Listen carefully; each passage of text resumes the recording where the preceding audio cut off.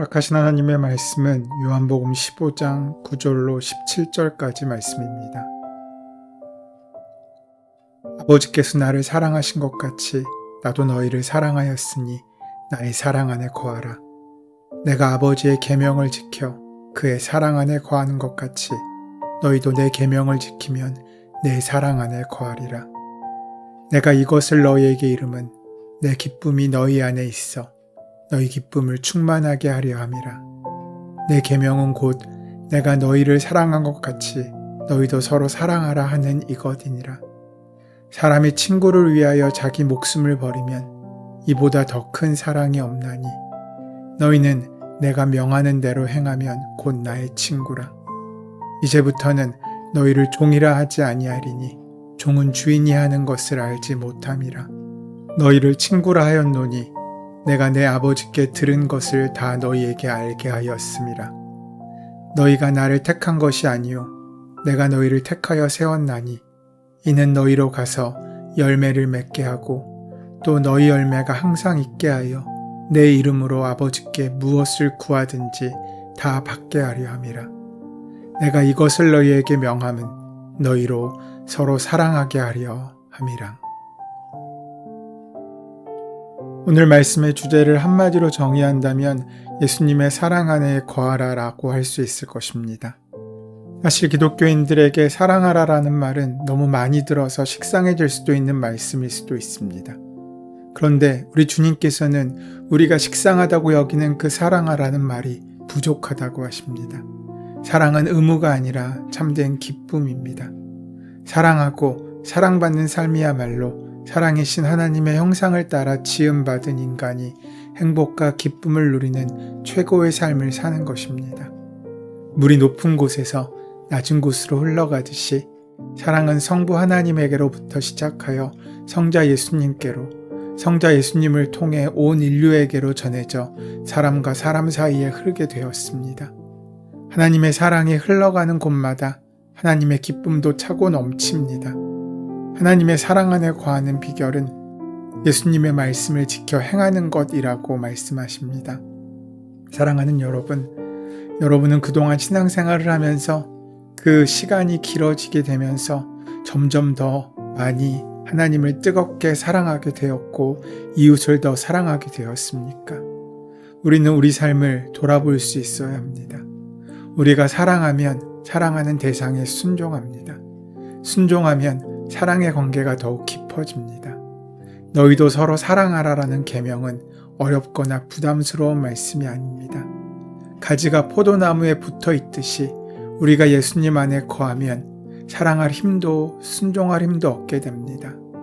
열매를 맺을 때 가지가 할 일은 아무것도 없습니다.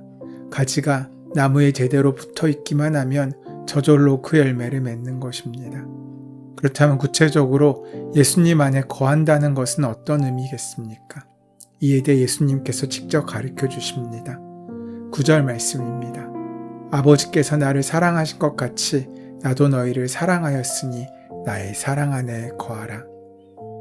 예수님께서는 우리가 예수님 안에 거한다는 의미를 보다 분명히 밝혀 주십니다.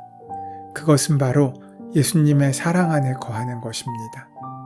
우리가 예수님의 사랑 안에 거한다는 것은 바로 예수님의 사랑을 지키고 그 사랑을 실천하는 삶을 사는 것입니다.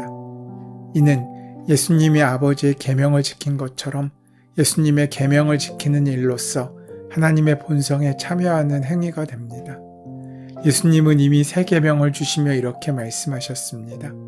새 계명을 너희에게 주노니 서로 사랑하라. 내가 너희를 사랑한 것 같이 너희도 서로 사랑하라. 요한복음 13장 34절 말씀입니다. 우리가 지킬 계명은 어떤 외적인 조건이 아닙니다. 다만 예수님이 우리를 사랑하신 것처럼 우리도 그렇게 사랑하는 것입니다. 내 몸처럼 이웃을 사랑하는 것도 아닙니다. 그렇게 되면 그 기준은 내가 되기 때문입니다. 내가 나를 사랑하는 것처럼만 하면 나를 사랑하는 이상은 사랑할 수 없습니다. 하지만 예수님이 우리를 사랑하신 것이 기준이 된다면 그 기준은 나를 사랑한 것을 넘어서 예수님의 사랑이 됩니다. 자아를 향한 나의 이기적인 사랑을 초월하는 예수님의 사랑이 우리 사랑의 근거가 되어주는 것입니다. 그리고 이렇게 사랑하는 것은 다른 어떤 목적을 이루기 위한 수단일 수 없습니다. 그 자체가 목적입니다. 11절은 이렇게 말씀합니다.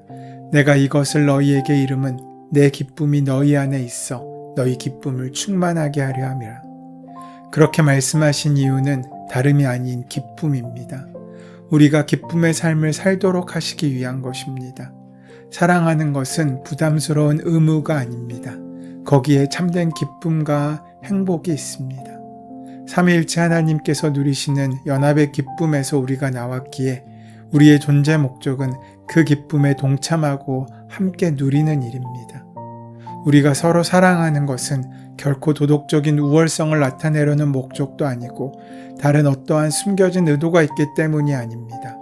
다만 사랑 그 자체가 목적이며 그 자체가 하나님의 본질에 참여하는 기쁨이 되기 때문입니다. 우리가 함께 나누고 있는 오늘 본문을 성경을 통해 보면 거기에는 나는 참 포도나무다 라는 제목으로 오늘 본문의 말씀인 15장이 시작됩니다. 본문의 내용을 보면 이 제목이 옳습니다. 주님은 포도나무시고 우리는 가지여서 가지가 나무에 머물러 있어 열매를 맺는다는 내용입니다. 그래서 제목이 그렇게 붙어 있습니다. 그런데 이 제목만 놓고 보면 우리는 이 구절을 그저 식물학적인 의미로만 보게 될 때가 있습니다. 뿌리가 되는 나무에 가지가 붙어 있어야 열매를 맺는다는 것은 자명한 사실입니다. 그래서 예수님께 머물러 있어야 온전한 사명과 사역을 할 수 있고 주님이 기뻐하시는 열매를 맺을 수 있다는 것 또한 자명합니다. 그런데 그 뿌리에 나무에 머물러 있다는 것은 무엇을 의미하겠습니까? 열매를 맺는다는 것은 어떤 것을 의미합니까? 우리가 예수님의 제자가 된다는 것은 어떤 삶의 모습을 가지는 것입니까? 오늘 본문은 우리가 그저 예수님께 뿌리를 두고 있으면 된다는 식의 말씀이 아닙니다. 그런 식물학적인 지혜를 주시는 말씀이 아니라는 것입니다. 명확하게 뿌리에 머무는 방법과 열매 맺는 방법, 그리고 제자 되는 방법까지 분명히 말씀하고 있으십니다. 그것은 주님이 주신 새로운 계명을 지키는 것입니다. 그 새로운 계명은 서로 사랑하는 것입니다. 그러니까 주님 안에 머문다는 것은 우리에게는 서로 사랑하는 관계가 된다는 것을 의미합니다. 교회 안이라는 물리적인 장소에만 머물고 거기에서만 사랑하라는 의미도 아니고 교인이라는 증명서를 교회로부터 발급받는 것도 아닌 내가 이웃을 사랑하고 남과 더불어 함께 사랑하며 사는 것이라는 사실을 분명히 밝혀주는 말씀입니다. 내가 예수님을 쫓아다닌다는 의미는 그분과 같이 이웃을 차별하거나 편가르지 않고 섬기고 사랑하는 것을 의미합니다. 그 삶을 따라가는 사람들이 바로 제자들입니다. 제자는 신분증으로 그 신분이 증명되는 것도 아니고 등록증이나 자격증을 통해서 또 어떠한 특별한 예식에 참여한다는 것도 아닌 오직 사랑이라는 것 그 하나로 서로의 자격이 증명된다고 할 수 있습니다. 그것은 나무에 머무는 가지의 의미라는 말입니다. 그래서 주님이 나의 참 포도나무라는 말의 의미는 내가 서로 사랑하며 사는 것과 같은 말일 수 있습니다. 요한복음은 계속해서 우리 그리스도인의 모습이 어떤 것인지를 말씀하고 있습니다. 사람들은 다른 곳에서 제자의 본분을 찾고 다른 것으로 제자임을 증명하려고 할 때 예수님께서는 계속 한 가지 사실만을 우리에게 말씀하고 계십니다. 적어도 마지막 만찬 이후에 그분의 모든 말씀의 주제는 바로 서로 사랑하는 것이었습니다. 그 사랑이야말로 제자임이 증명되고 그것으로만 능력이 가능하다는 사실을 말씀해주고 있는 것입니다. 사람들은 그 사랑만으로는 부족하다고 생각합니다. 하지만 예수님은 사랑만으로 충분하다고 말씀하십니다. 우리가 운동을 하다 보면 실패하는 이유가 있습니다. 어떤 운동이 좋을까 사람들이 참 많이 찾아봅니다. 이 운동을 하다 보면 어디선가 효과가 없다는 말이 들리고 저 운동을 하다 보면은 그 운동은 오히려 몸을 망친다는 얘기를 듣습니다. 그럴 때마다 우리는 더 좋은 곳을 쫓아다닙니다. 그렇게 잘 쫓아다니면 좋은데 그러다 지쳐서 다 소용없다고 생각된다는데 문제가 있습니다. 그래서 깨달은 것은 한 가지라도 꾸준히 하는 것입니다. 걷는 것을 꾸준히 할 수만 있어도 그것으로도 충분히 가치가 있습니다. 팔굽혀펴기나 스쿼트 운동만으로도 충분합니다. 더 이상을 바라지 마십시오. 더 좋은 운동이 없어서 우리가 건강하지 않은 것이 아닙니다. 중요한 것은 어느 하나라도 꾸준히 끝까지 그것을 성실히 지켜나가는 일입니다. 서로 사랑하라는 말을 우리는 너무 쉽게 생각합니다. 보통 그저 구호로 사용합니다. 서로 사랑한다고 뭐가 달라지나 싶은 마음이 들기도 합니다. 그런데 막상 그 사랑을 실천해 본다면 직장 상사나 이웃이나 동료들이 어떤 사람인지에 흔들리지 않고 하나님께서 보여주신 사랑의 본을 따라 사랑을 실천한다면 어떤 일이 일어나겠습니까?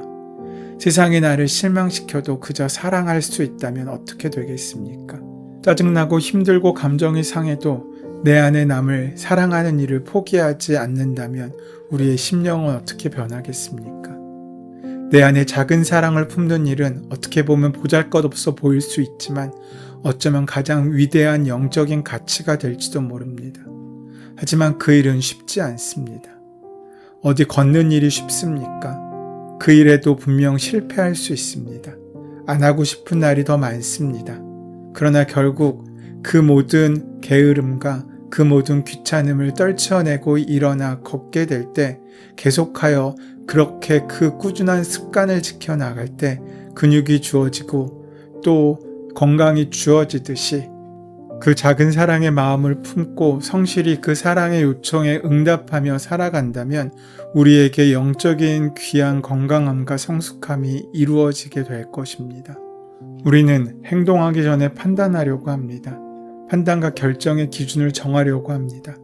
여러분의 판단 기준은 무엇입니까? 여러분에게 사랑받을 자격은 무엇으로 결정이 됩니까? 정치적으로 옳고 그름은 무엇으로 판단할 수 있습니까? 사람을 무엇으로 칭찬하거나 저주합니까? 보수주의와 진보주의적인 사상입니까?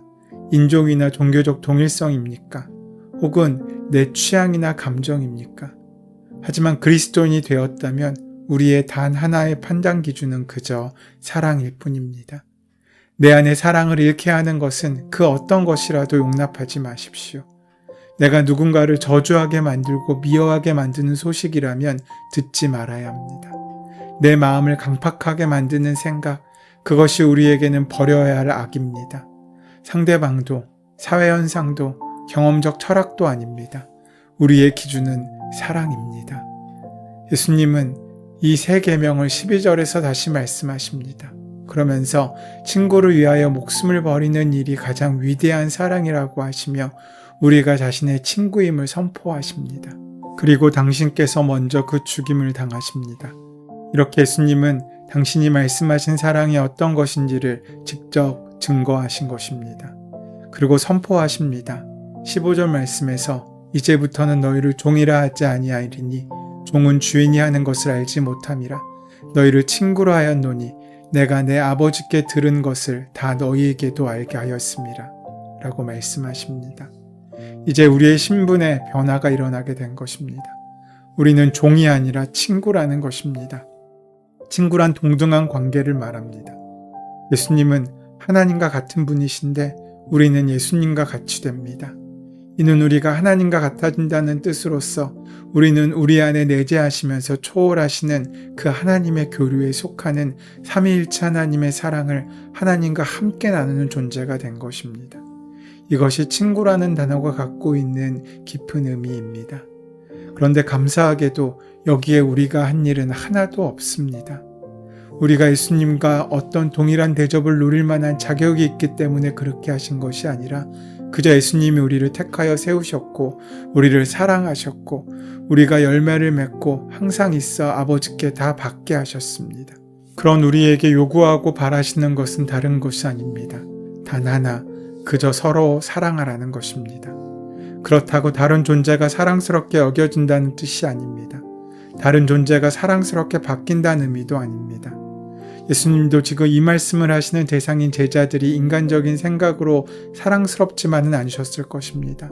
불과 얼마 지나지 않으면 예수님을 떠나고 배신할 그들이 있지 않습니까?